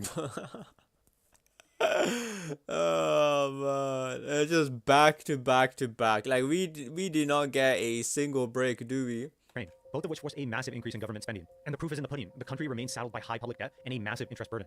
The UK debt to GDP ratio is far above the advanced economy average. It's so bad that interest payments on this debt were around 8.2% of government revenue last year. And we can't forget to mention that the country has the highest borrowing cost of any rich OECD nation. To put it real simply, the UK has ended up with the worst of both worlds. Let me recap. The Conservatives crushed the economy's future to try and save money and ended up blowing all that cash on COVID stimulus and energy subsidies anyway. This all happened well before Starmer even got into politics. But the result of it is that Starmer is in a bind. To fix the UK's dire public services, he needs to fix the economy. And to do that, low-key, he just needs time. Honestly, he just needs time to we need to give him a chance, right? People hate him, fair enough, right? But we had 6 prime ministers in 7 years. How about we give these fuckers a chance? Like at least 2 to 3 years, man. Like, come on, man. Give the poor bastard a chance, man. Come on. And to fix the economy, he needs to invest and spend more, but he can't because the government is already up to its neck in debt. Yeah. The truth is, turning all this... So I think, honestly, at this point, we're so much in debt that the only thing we can do is, we can't go any lower, right? So the only thing we can do is just go into more debt. Hey, listen, the world's already in fucking, what's it called, $300 trillion in debt or something? I don't know. But, like, who cares at this point? We gotta get out of here, man. Also, I love fiber broadband. That's what I'm using right now. It's awesome. This around will take years, maybe decades. But today, it looks like Starmer could only have weeks. Real quick, so you know how I said the NHS waiting list is 7.3 million people long? Well, the subscribe button for 220 has 0 wait time, so if you've enjoyed the video so far, political vision to drive it through. The UK has the exact opposite. It is so polarized, so politically fragmented. True. Listen to this. The share of people who believe the country is divided by culture wars has surged from 46% in 2020 to 67% in 2025. What was once a relatively predictable two-party system, basically between two large, relatively moderate parties, has given way to two new forces on both sides of the spectrum. Let's visualize this. Okay, so we all know about the Tories and Labour, like they're center left and center right. I'll be honest, I actually don't know. I don't know what the difference between Labour and Tories are. In the pro-European center, but they've fallen a long way back in the polling. On the right, you have Nigel Farage's Reform, which is basically a reconstituted version of the... Oh, yeah, okay, so he's the far right. Okay, yeah, he's the far right. He is the right, okay? UKIP party he used to win the Brexit referendum. By the way, this freaking Nigel Farage, this guy's so full of shit. This guy is saying he will stop immigration, but the reason why... the reason why he's even doing all of this is because of, like, the immigration. Like, how do I explain it, right? How do I explain it? I don't know. He's capitalizing on a problem that's already existing, but he's not going to fix it. Because as soon as he fixes it, his job is done. And then he won't get any more money, no more position of power, and then he'll just get booted off, bruv. Not that that will happen, but, you know. He'll actually try to make the situation worse in terms of immigration, so that he stays in power. So he tells people, guys, we need to stop the boats. We need to stop the boats. They've basically eaten away at support for both the Tories and Labour on issues like the economy and immigration. And these guys have managed to bring over a bunch of former Conservative cabinet ministers. And on the left, you have the Greens, who have surged in popularity under the leadership of Zach Belansky. They've also been eating away at Labour's young urban base. The next general election is still at least a couple of years away, so we don't have the detailed economic policy manifestos. Oh, couple of years to scrutinize. But what we can say is that if there was a general election, no party would likely win a majority. That is very, very clear. If we look at aggregated UK opinion polls, the most likely outcome is actually a Reform minority government at 42% likelihood, followed by a Labour minority government at 16%. Put together, only 17% of scenarios would yield a majority government. And that matters, firstly, because a divided coalition government will find it much, much harder to push through a decisive economic policy agenda. And secondly, because whatever coalition forms is likely to include one of the newer parties on the right or left, like Reform or the Greens. And let me stress again, we don't have the detailed manifestos from the opposition parties, but there are strong grounds to question their economic credibility. Let's take Reform, whose low-tax, anti-regulation platform resembles Liz Truss's disastrous failed Singapore-on-Thames experiment. Oh, Liz Truss. So anyone that doesn't know, she literally lasted like a month. And also she killed the Queen. I don't care what anyone says. She literally killed the Queen. She assassinated the Queen. I don't care what anyone says. Bro, as soon as she got into power, bro, the freaking Queen dies. The Queen, she was fucking healthy, bro. And she just dies out of nowhere. Yeah, fuck off, bro, honestly. Liz Truss definitely assassinated the Queen, I'm telling you. They are likely to be the senior partner in any future right-wing coalition government. In 2024, they proposed £90 billion in tax cuts that they believe will be funded by reductions in spending. These are promises, though. You're really gonna trust a politician, especially Nigel Farage, on fucking promises? Get the fuck out of here, bro. On the green transition and reductions in wasteful government spending. That is double the £45 billion in unfunded tax cuts that spectacularly blew up the Truss premiership. And Bro, and she fucking killed the Queen. What's gonna happen if Nigel Farage comes into power? He's gonna kill the whole country, bro. It looks highly unlikely that they would be able to recover that amount by spending less. They've also said that they'll save £30 billion per year by cutting investment in net zero, but the OER actually forecasts that net zero investment will average only 1/3 of that between now and 2050. And at the same time, they've said that they'll save £50 billion per year through Doge-inspired cuts to waste in government spending. But like, listen, even we don't like wasteful spending. We even made a video about Doge, and 1.5 years later, Doge's impact was minimal. Unfortunately, government waste is just a business. Additionally, the Institute for Fiscal Studies puts that real number closer to £20 billion per year. That is less than half what's being claimed. Damn. So put simply, you're looking at a massive black hole in the public finances that will need to be funded by more borrowing. And don't think we're not going to talk. There's nothing we can do. We're in such a bad position. The only thing we can do is just keep borrowing more and do risky investments. Minimize bad spending and maximize good investment. I don't know if that's the right terminology, but that's what I'm getting at. I'm not very adept at these types of conversations. Talk about the left. You could probably see some kind of coalition agreement between Labour and the Greens. And they've come up with a number of controversial ideas such as wealth tax and sharp increases in tax on higher earners. But let's break it down. So in their 2024 manifesto, they pledged to raise overall taxes by a whopping £170 billion per year. Whoa. Yo, what's up, Crimson Knight? How you doing, my friend? Yo. Yeah, guess who's back, you ugly monkey? Barack Obama? Oh, speaking of presidents, hey, Barack Obama, he was, listen, he wasn't great, right? But, he was black, bruv. He was black, you know? Honestly, I'd rather have the black guy than the fucking white woman who killed the Queen, bruv. I'm just saying. Your dad from buying milk. I don't really drink milk. I only really and truly I only drink raw milk. It's delicious. It's quite expensive though. Plus I have to travel like a fucking hour to go there. And plus back technically 2 hours. Ugh. Speaking of which, I gotta buy some more raw milk. And spending by 160 billion pounds. I'll buy if some actually tomorrow. achieved, would be a massive 15% increase in the overall tax burden on the country. And this doesn't just threaten to crush investment and chase higher earners overseas. It's also just really hard to actually implement. For example, they said that they would raise 90 billion pounds of their 170 billion from a carbon tax on emissions. But the IFS says this is pretty doubtful, in large part because taxing carbon emissions so heavily would lead firms to emit less and therefore ultimately pay less in tax. So again, like reform, you're likely looking at a potentially substantial increase in government borrowing to pay for all these lavish spending commitments. Except this time, you're also taxing wealth generation into the ground. But the bigger issue is that it appears they don't understand economics 101. In an interview with podcasters Roy Stewart and Alistair Campbell. Oh, so what you're saying, right, is I know exactly what's going on. Even though I'm very inept when it comes to politics and politic jargon, right? I know for a fact this is what's happening, right? The left, like Green Party, right? These guys are all about the vibes. These guys are all about the emotional vibes. We're gonna save the world. We're gonna tax the rich. Like they're saying all the right words to make all these young impressionable people be like, holy shit, Green Party, these guys fuck, bro. But in reality, these guys are they don't understand. They don't understand because they're just doing this with vibes, okay? They're doing this with the power of friendship, okay? So that's what they're doing. Also, I'll be honest, I don't know who this guy is, right? This guy always freaked me out with the way he looks. He just looks so, I don't know. The Green leader, Zach Belansky, couldn't clearly differentiate the deficit and the total government debt. That is super basic stuff that someone in that position should 100% understand. The Greens have even flirted with modern monetary theory, the idea that the central bank can simply print money to finance government spending.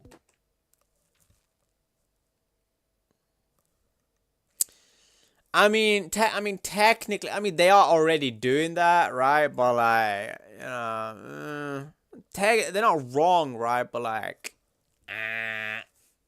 Okay, this is actually hard to overstate just how crazy this is. Half the reason Argentina got itself into such a mess is that the central bank in Buenos Aires used to print money to fund the government spending, leading to runaway inflation and a collapse in the value of the peso. Okay, who here thinks that the UK should really look to Venezuela or Argentina or even the Weimar Republic as an economic role model? Like, I understand where they're coming from, but yeah, it's like, it's all vibes. It's all vibes, okay? It's like, oh, you just print more money, bro. You know, just tax the rich more. Even though that's not how percentages work, bro. Like, come on, man. Ridiculous. Ow. It's, yeah. Stop yapping and play some of the good stuff, bud. What's the good stuff? There is no good stuff. Honestly, I'll be completely honest with you, Crimson Knight. I'm trying to find a game that's gonna replace the hole in my cock. Hole in my heart. You know? Steam game. Okay, which one specifically, bro? Give me some recommendation. I'll fucking pirate it. You know? Invincible versus. Okay, maybe not a online PvP game. Maybe not an online PvP game. How's the reviews doing? I'm pretty sure it came out like mostly positive or mixed reviews. Invincible. From what I've seen, the game does not have a lot of content. A lot of story mode content. Alright, hear me out. I swear to God, if you tell me sex with Stalin, I'm gonna fucking ban you. 76, yeah, mostly positives. Yeah, it looks really good though, man. Invisible. Holy shit! Oh my God. Yo. Damn, man, this game looks so good, especially in comparison to this show. Mortal Kombat 1. What the fuck? Unfortunately, I'm sure there's like there's a pirated version that has multiplayer that can only play with other multiplayer or that I can only play with other pirated multiplayer copies. But yeah, best Mortal Kombat. Is that true? Oh shit, he refunded the product. Oh my God. Matchmaking is terrible. Start the game playing against level 40 people that haven't hopped off since release. Uh-oh. Reason for refunding the game. Very bare bones. Online competitive needs some serious work as rage quitting connection really hampers the enjoyment of this game. It's repetitive. I mean, yeah, I guess. Isn't that the whole point? I mean, yeah, these types of games are repetitive in nature, but like, you know.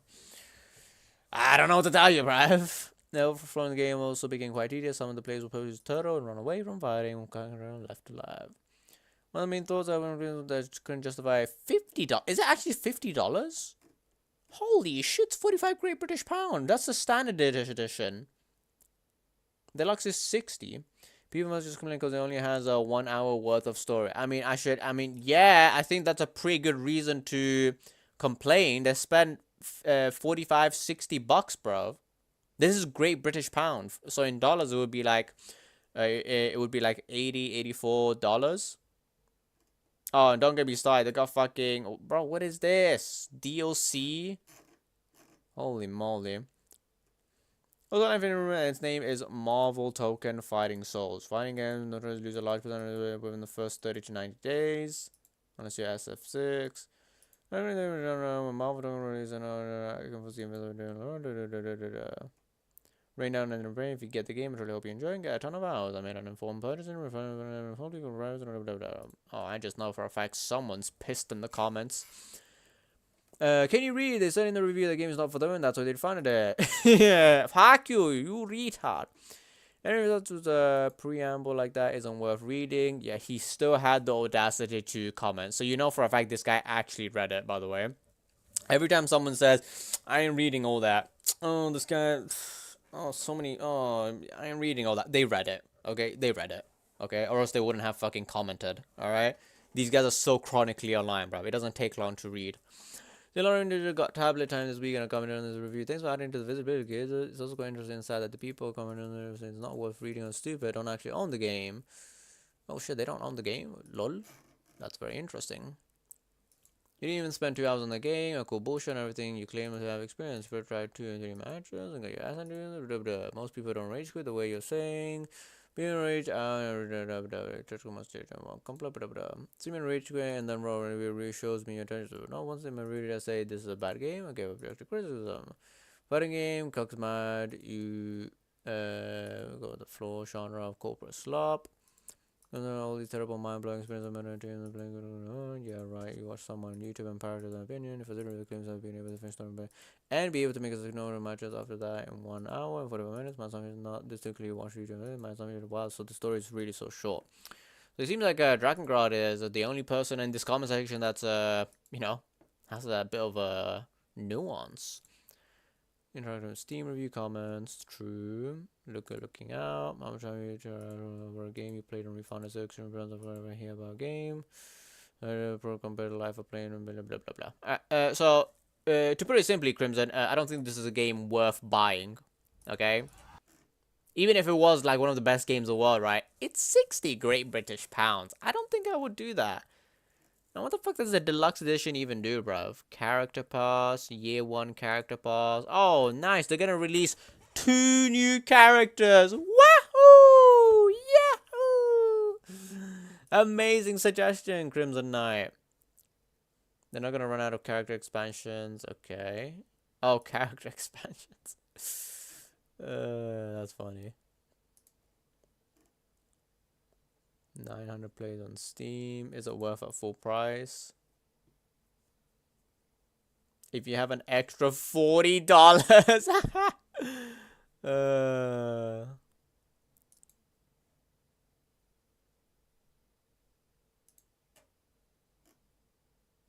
Always wait for sale. Oof. Tough. No one? Okay. The bigger point here is that the UK's political system is getting more fractured, more siloed, and more divided. What the country needs is steady, sober economic policymaking. But it's heading firmly on the path toward political and economic gridlock. The UK's set of problems is clear. Years of underinvestment has killed productivity growth, and that leads to a stalling economy that makes it very hard for the government to bring down debt or fix the country's terrible public services. You also got the 2 main parties who are on the rocks, and smaller, less experienced, and more radical parties on the ascent. Starmer faces catastrophic local election results that threaten to end his premiership, as his own Labour MPs turn on him. But for all of his flaws, this won't solve the problem. The UK's economic misery is not because of any one leader or any single decision. It's the result of a series of long-term mistakes that the country's political system is too unstable, too divided, and too... It does suck the fact that every single leader has made a mistake that just kept compounding and compounding. So what the fuck do we do, bruv? Do we just wait for the fucking Messiah? Do we just wait for Jesus Christ to come at this point? Like, what the fuck? Focused on culture what war do we do? To correct. Kicking out Keir Starmer will not change that. It is in fact a symptom of it. So as Starmer's government braces for a brutal set of results...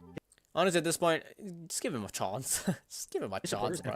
Honestly, I feel like, because people hate him so much, I feel like that would, for some odd reason, that would just make him be the one to change, like, everything, in my opinion. You just have to give him some time. I really watched this.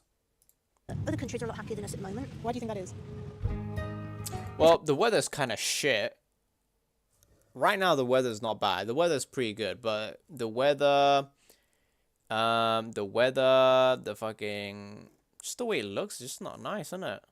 Terrible, fam. Yeah, terrible. Putting your own flag is considered a racism. You've been considered managed in the West, not just UK. Narco attorney, you get in serious trouble. Same as Australia. The hell made a telling point. Paris is gone. Yeah, the UK government supported a foreign invasion. Not invasion, they supported a foreign nation. Israel.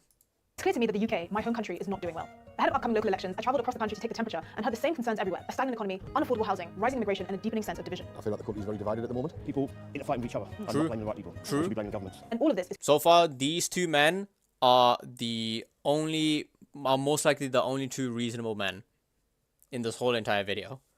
People are divided, okay? Then that point will be proven in this video. creating a new political reality. In my travels, I struggled to find anyone who supported either of the country's two main political parties, the centre-left Labour Party, which governs now, or the centre-right Conservative Party. Instead, what I found was support for new, insurgent, more ideologically extreme political parties. I usually vote for Labour, but this time, no, because I think Labour's let us down. I think I used to vote Labour and now vote Green. Yeah, I'm thinking more of before rather than Conservative. I did vote Labour, but obviously Labour's last term, like everything they did, they bullshit. So On the right, Reform UK and more recently Restore are surging in the polling. Yeah, see, I mean, I understand where they're coming from. It's like, you know, Labour, mistake. Okay, let's try something new. The problem is the pendulum is swinging the other way a bit too extremely. Especially considering the fact that this guy doesn't have the best of intention. Rightfully so, bruv. This guy's not going to fix the immigration problem. He's going to make sure that it's always there. He's going to make sure it's always there. Okay, first of all, the immigration problem, right, has been manufactured for whatever reason, right? But it's been deliberately manufactured by the higher-ups so that there's a steady stream of income, one way or another. I don't know why, but that's how it is, right? They figured out a freaking loophole, okay? But this guy, yeah, this guy's just gonna do it even more, because as soon as he fixes the immigration problem, what's the point of his existence? Nothing. By confronting immigration head-on and promising mass deportations. And on the left, the Greens have campaigned on socialist policies, universal basic income. These fucking green guys, they're fucking retards as well. Like, the vibes, you know, you would chill with them and all that, but you never team up with them in a group project, ever. Because you would just fail. And a zero-carbon economy. This shift has been a long time coming and makes more sense when you look at what's been happening in the UK for the past 20 years. Take the economy. The UK never really bounced back after the 2008 financial crisis. Since the Great Recession, our annual GDP growth has shrunk from 2% a year to just 0.4% a year. Then came the pandemic. While productivity recovered in countries like the US, the UK is still basically at pre-pandemic levels of productivity. This economic stagnation has led to a feeling of apathy and frustration that everyone I spoke to feels. Nothing has changed in the last 20 years. If you look back to the 90s, there was lots of hope, lots of positivity that things were improving. And things were improving. You know, the general quality of life of people in the 90s has improved year on year. The last 20 years has seen no improvement. It seems to be stagnant at the moment. I think we're directionless. That's the problem. Everything seems to be stopped.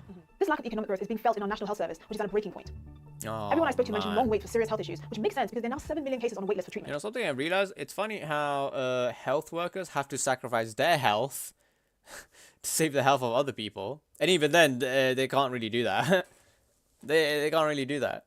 Because people don't really exercise, people don't have, you know, good diets and all that. Because they don't have any money to spend, so yeah, it all compounds. Without a growing economy to pay for this expensive public good, local councils have issued bankruptcy warnings and services are always operating at capacity. public services, like the NHS is in a worse state than it was. NHS is on its knees. Housing is another area of concern. Like many places, housing has become extremely expensive, but real wages have flatlined. Since 2008, UK real wages have grown only 4% compared to roughly 18% in the US and over 40% in Poland. This is Damn, whoa, Poland, holy moly. Why the fuck do so many Polish people leave the country then? It's so weird. led to average house prices being about 8 to 10 times average earnings. In the late 1990s, that figure was more like 3 to 4 times. Then there are the taxes. Britain's taxes keep going up and are now the highest they've ever been since the Second World War. But without growth, tax revenue isn't growing. And at the same time, there's a huge boom in welfare recipients. Other countries are a lot happier than us at the moment. Why do you think that is? Economy. The economy, okay. Yes, the economy. Feels quite difficult for everyone at the minute. Cost of She's not living, wrong. problems with housing. I can see that mortgages, they've skyrocketed from a few years ago. I became homeless because of that, because I couldn't afford it. So right now I'm living just in a room kind of thing, supported accommodation. Holy shit, we gotta fucking, wow. Holy moly. Wow. Because I couldn't keep it up, so I don't think they understand at all. Another concern among the people I spoke to was immigration. In recent years, immigration has happened on a scale Britain has never experienced in modern times. In 2023, legal migration reached a record 906,000 people in a single year. The Wait, highest figure ever recorded on legal? a scale Wait. Britain has never experienced in modern times. In 2023, legal migration reached a record Long-term net migration. Wait, is this legal or is this illegal? She said legal. God damn. That's a lot.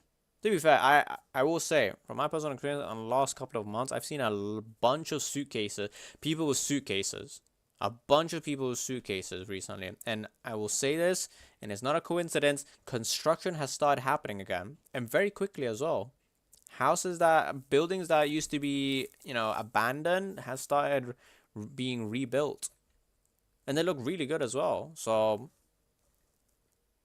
Not a surprise there. Legal, illegal, whatever the case, it's there, right? 906,000 people in a single year, the highest figure ever recorded for the country. That's roughly the population of a major US city added in just 12 months, and a significant share of these arrivals were not primary workers, but dependents, meaning they're not part of the workforce. Asylum claims have also surged. In 2025, there were 82,100 applications coming to over 100,000 individuals, most of whom rely on government support while their cases are being processed. Illegal crossings have also continued. Every year since 2022, more than 29,000 people have arrived via small boats across the English Channel. Immigrants, unfortunately, out of control, totally out of control. Causing housing shortage, causing loads of issues regarding crime and everything.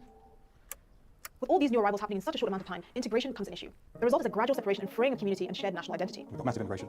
It's pumping up the national pride, as you might see, all the flags and everything around, but it's also bringing in a lot of hate that isn't necessarily good for the country. What is this? Pride, as you might see, all the flags and everything. Illegal hotel housing illegal immigrants. Oh, this was so retarded, by the way, fam. Like, bro, it happened. The fuck are you gonna do? Even if you fucking tear the hotel down, fam, they'll just fucking relocate somewhere else. Like, what are you doing, bro? Are you dumb? Yeah, this was the dumbest reason for riots, by the way. Dumb. Okay? Everything around, but it's also bringing in a lot of hate that isn't necessarily good for the country. Amidst these conditions, backlash to migrants has occurred. I visited a migrant hotel, which was the epicenter of anti-immigration protests last year. The protest broke out after news spread that an asylum seeker convicted... Yeah, look at this. You think this is helpful? No, this shit ain't helpful, bruh. Come on, man. I understand the intention, but this is just like... You're just using it as an excuse to be violent towards someone. To be angry towards someone. And you're fucking punching to the side instead of punching up. Convicted of sexually assaulting a teenage girl in the town was housed there. The case triggered days of unrest and brought national attention to this issue. In a country already dealing with weak growth, stretched public services, and record migration levels, incidents like this are a powder keg and lead to concerns about extremism and democratic erosion. I believe that this government's doing a dictatorship. I think it's going to be civil unless I really do. I don't personally worry for her. But both sides agree on one point. Confidence in the political... Does she have Down syndrome? I don't know, I feel like she has something. I think it's going to be civil. That was very rude of me, I apologize. But I don't know. I don't personally worry for her. But both sides agree on one point. Confidence in the political class is low. Some people are lending their support for parties that once sat on the outer edges of the UK political system, but are now moving into the mainstream. And some are so disillusioned, it feels like they've given up entirely. In my lifetime, there were times where even if I didn't agree with the politics of people in power... This guy has probably the clearest sounding voice I've heard in this entire video. Holy frick. My god. Who is this guy? This guy, bro... I don't know if this guy's homeless or not, but like this guy should be a freaking voice actor. He would make millions. Which is often the case, that has to be said. I trusted that they had our well-being generally in mind. Oh my god, his voice does not match how he looks at all. His voice is that of a freaking young 20-year-old with experience. This is... What the fuck? But he looks like a fucking 70-year-old. And we're interested in the common good. And I don't really feel like that's the case anymore. It doesn't matter who you vote for. There's nothing gets done. So people are looking for alternatives. I think the major political parties have let down the population. The ordinary, the quiet man and woman in the street who gets up in the morning, works 9 to 5 and doesn't make a lot of noise. And I think they've mistaken the loudest voices for being the majority.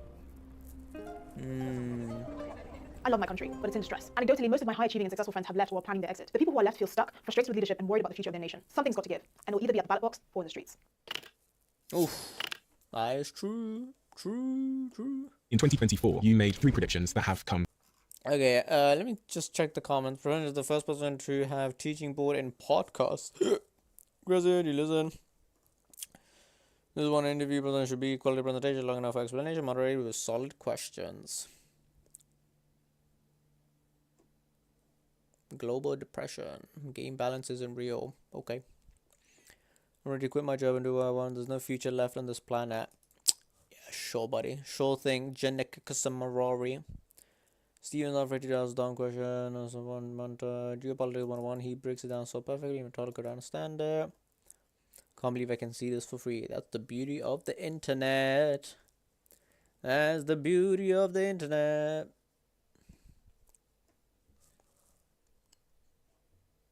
I got caught traveling and survived 9 years in Ecuador's worst prison. Holy shinta.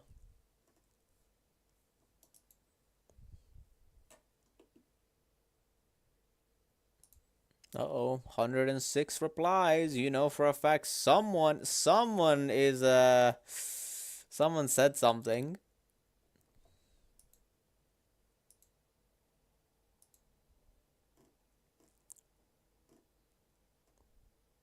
Oh man, it must be more in the show replies, huh? Purpose of life is to find your gift. The meaning of life is to give it away. What? Oh man, you know what? I will say I think Wife Swap is actually pretty underrated. It's pretty fun. It's pretty entertaining to watch.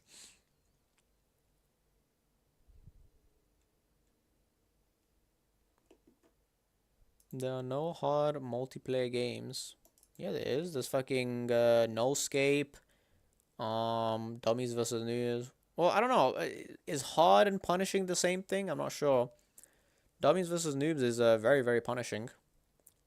Holy Shinta, Dr. K is holy moly. He's in, bruv. The evil war in the NHS. Yo, what did the NHS do, bruv? Relax. Who knows? Maybe I'll watch this later. I want you to picture something before we start. You're sitting at home, staring at a page that's loading slower than you would like. You switch providers. Same speeds, same delays, same annual price rise in March, baked into your contract before you signed it. At some point, it stops feeling like bad luck and starts feeling like it was always going to be this way. It was. And in this video, I'm going to show you exactly how it was arranged, by whom, and why the regulator that was supposed to stop it signed off on it 5 weeks ago and called the whole thing broadly fine. In Q1 25, the UK became the most expensive country for broadband among 6 major European markets. France, Really? Spain, Italy, and the Netherlands. I'm paying $20 a month for whatchamacallit, 150, I think it was 350 megabits, I believe. $20, 350 megabits. Every single one of them saw prices fall. The UK was the only exception. Prices here went up by 7.86%. We went from third most expensive to the top spot. Congratulations. During a cost of living crisis and everything. That did not happen because of inflation or some unavoidable market force. It happened because of a structure built over 40 years that was designed to look like a competitive market while functioning like a monopoly. Every ISP you have ever had, every time you thought you were switching, you were still on the same cables, the same ducts, the same poles. You were changing the logo on the bill, not the infrastructure underneath it. Well, that company is called OpenReach. It is wholly owned by BT, and this is the story of how we got here. So the story starts in 1912 when the General Post Office took over the National Telephone Company and became the sole provider of telephone services in the UK. For 70 years, you had no choice. The state owned the wires, the exchanges, the engineers, nobody else was allowed in. In 1984, Margaret Thatcher's government sold British Telecom to the public. The flotation raised £3.6 billion, roughly £11.2 billion in today's money. The successful sale of British Telecom raised £3.7 billion for the Treasury.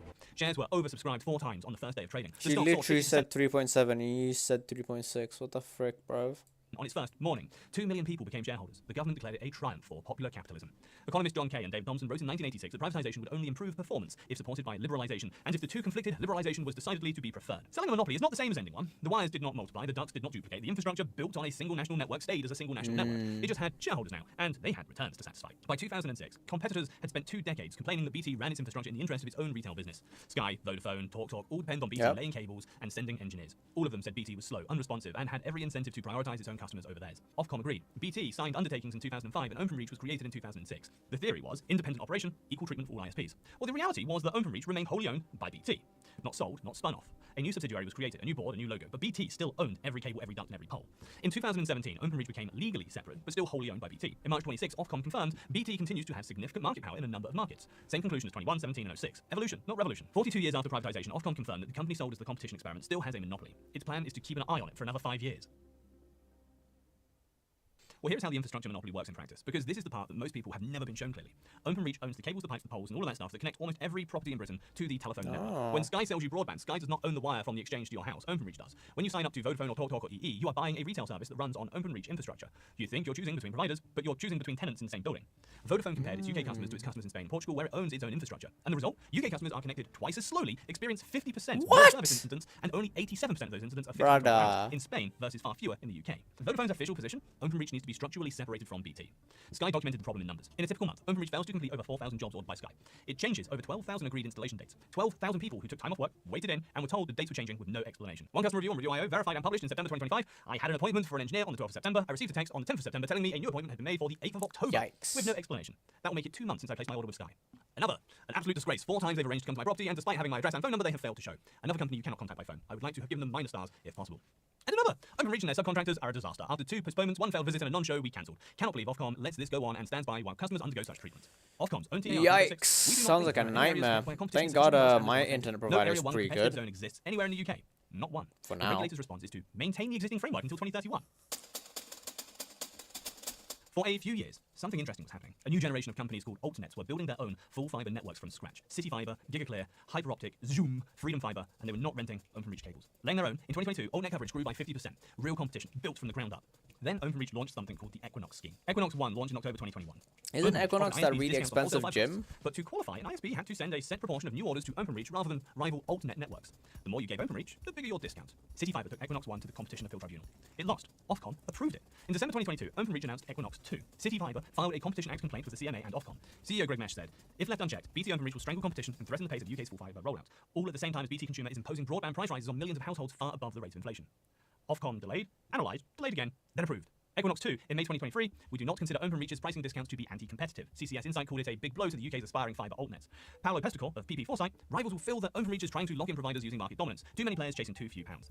In October 2025, OpenReach launched a new discount on proactive fibre upgrades, giving the industry only 28 days notice instead of the required 90. Multiple altnets raised fresh competition concerns with Ofcom. The Independent Networks Cooperative Association submitted concerns. Ofcom said it would examine it. As of March 2026, no decision has been published. Freedom Fibre reported £23 million losses and withdrew from rural contracts. Zoom withdrew from West Hertfordshire, having connected fewer than 1,000 of the promised 6,200 properties. When they pulled out, OpenReach stepped in to complete both contracts. The company that had been pricing competitors out of the market completed the project those competitors abandoned. Sarah Jenkins is a farmer's wife from Pembridge in Hertfordshire. She told a journalist, my son cannot do his university coursework properly because the internet keeps dropping out. We were promised gigabit speeds by Christmas 2025, then Easter 2026, and now we're told, I don't know, maybe 2027. Holy. All right, so let us talk about your bill. For years, BT and most major network providers used a pricing formula, CPI plus 3.9%. Every April, your price went up by inflation plus an extra 3.9% on top. What? When inflation hit double digits in 2022 and 2023, the results were brutal. BT customers were facing rises of up to 14.5%. Martin Lewis said, people are being slapped across their fiscal faces with 14% rises, and it is very obvious this is an issue. As of April 2023, 11 million broadband customers were on inflation-linked contracts. Ofcom found that 55% of them did not know what CPI even measures. Signed up to a formula they did not understand with a 3.9% surcharge built in regardless. Ofcom banned inflation-linked rises from January 2025. New contracts only. Existing contracts were not protected, and the replacement is not obviously better. BT chose £4 per month every March as its fixed annual rise. On their cheapest package of around £30, that is 13.4% higher than peak 2023 inflation of 11.1%. A January 2026 survey found 24% of broadband customers describe a £4 monthly rise as unmanageable. Consumers say they would only tolerate £2.70 before considering switching. The actual rise is £4. And if you try to leave, you pay an exit fee because the rise was in the terms you agreed to. Oh It's yeah, study true. published July Oh 2025. man, I hated that. That's just, it's such a scummy move, right? You're stuck in a contract, like, let's say for a year, and let's say you leave at like the 6-month mark, you have to pay for the remaining 6 months. As if the fucking internet is just gonna fucking go away. Go fuck yourself, bro. Honestly, internet providers are the scummiest pieces of shit on earth. So scummy. Broadband prices across 6 major European markets between 23 and 25. Prices fell in every country except the UK. Spain, Yikes. the Netherlands, and France saw double-digit reductions. Italy has effectively reached commodity status. Wow. In the UK, prices rose by nearly 8%. We went from third most expensive to most expensive. We did not arrive there by accident. Only 5% of eligible households have signed up for social broadband tariffs, discounted deals available to people on Universal Credit or PIP. The tariff exists and are genuinely cheaper. 95% of people who qualify are not getting them because providers who make more money from standard packages, well, they have little reason to advertise them now, don't they? When things go wrong in the broadband market, the official answer is Ofcom. It's the communications regulator. They're supposed to be independent, impartial, and they were established under the Communications Act 2003 to protect consumer and promote competition. Ofcom has confirmed that BT holds significant market power in every review it has ever conducted. In March 2026, it confirmed it again. In their own words, we have concluded that BT has significant market power in a number of markets, and so are imposing a regulatory framework to address the competition concerns that arise as a result. Our remedies are largely the same as in our last review. Largely the same. That phrase is starting to do a lot of work now, isn't it? The framework Ofcom is largely maintaining is the same one under which the UK became the most expensive broadband market in Europe, under which altnets were squeezed by Equinox pricing, and under which 11 million people were stuck on inflation-linked contracts they did not fully understand. Ofcom has reaffirmed what it calls the fair bet principle in 2026 review. If after 2031 cost-based price regulations become necessary, BT will be allowed to keep any above-cost returns earned during the investment period. So in practical terms, if BT has been overcharging throughout the fibre rollout, it keeps the money. The regulator is not just declining to penalise overcharging, it is guaranteeing BT against the consequences of any future findings that its prices were too high. It was written into regulation, and you are paying for it. For the 14% of UK premises, Ofcom designates Area 3, so the mostly rural areas. OpenReach is the only full fibre provider. No competition, no market force. Ofcom allows OpenReach to set prices based on reasonable investment costs without defining what reasonable might mean. Scotland's Outer Hebrides, 7% gigabit coverage, despite a £157 million government intervention. Rural Somerset, Devon and Derbyshire, areas where over 15% of premises still cannot reach 10 megabits per second. 48,000 Oh my god, 10! They can't even reach 10 megabits! Bro!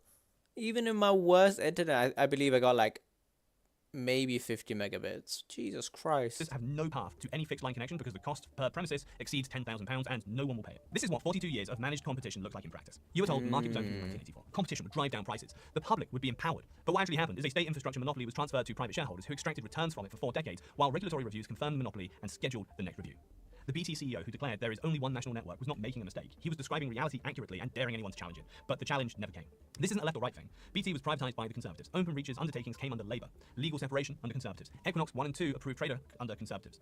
TAR 2026 published under Labour. The problem is structural, not political, and it runs through every government because the infrastructure. Oh, so this guy also knows it's a structural problem. But what does that mean? The government has a structural problem. What does that mean? And the government has a structural problem. What does that mean? What is a structural deficit? A structural problem in government generally refers to a chronic systemic issue rather than temporary or cyclical fluctuations, such as a new prime minister, I believe.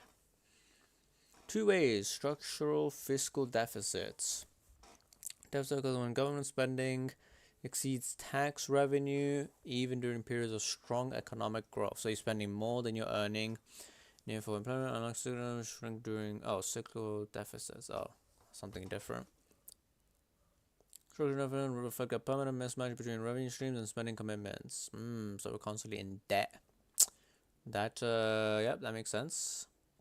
Revenues, tax codes that have not been monetized or demographic pressures. Inflexible laws. Oh, yikes. Structural institutional barriers. Deep-seated institutional designs.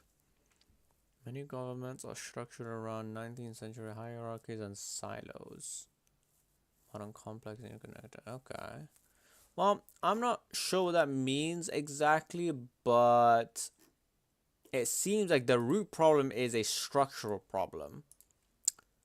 So I don't know. Fix that and hopefully something will happen. I don't know what to tell you, man. We see the root problem, so fix it. Fix it. But anyway, boys, with that being said, I think I'm going to call it a day. I'm going to go eat some chicken.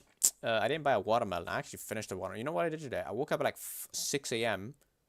I ate the remaining watermelon, drank a bit of water, and went back to sleep. And then at 10, I just ate some chicken. Oh man, the chicken like is so delicious. Oh man, bro, baking it is genuinely so nice. I might try 190 today. Today I tried 180. Today I will try 190. See how that feels. But anyway, boys, with that being said, I think I'm gonna call it a day. Thank you guys for joining the stream. I should see you guys tomorrow, same time, same place. You know the drill. Allah Hafiz. Assalamu alaikum. Bye bye.